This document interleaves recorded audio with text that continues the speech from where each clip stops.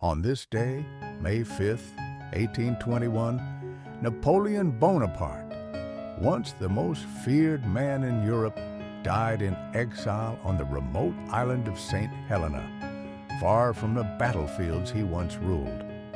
Once a military genius and emperor of the French, Napoleon had risen from a Corsican outsider to reshape the map of Europe. He crowned himself emperor in 1804, conquered most of the continent, and built a legacy of war, reform, and ambition.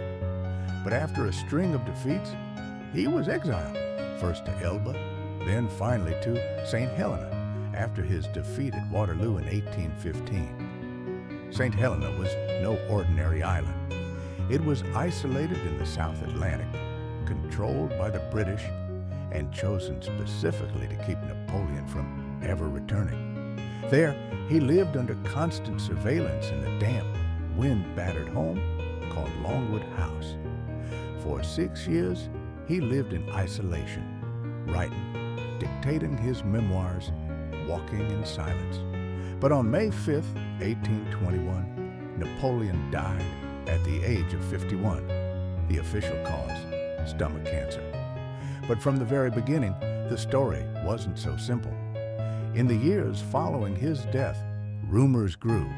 Some said he had been slowly poisoned, perhaps by his British captors, perhaps by a member of his own circle.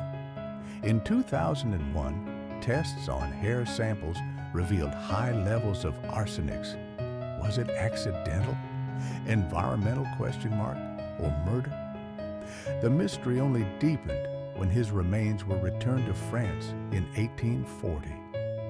Thousands gathered in Paris as his coffin passed through the streets.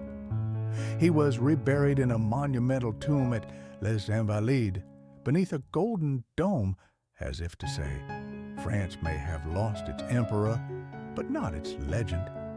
To this day, historians debate whether Napoleon was a liberator or a tyrant, a man of the people or a ruthless ego.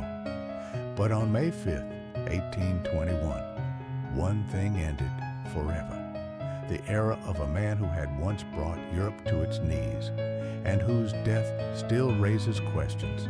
It all began on this day. Subscribe for more history every day.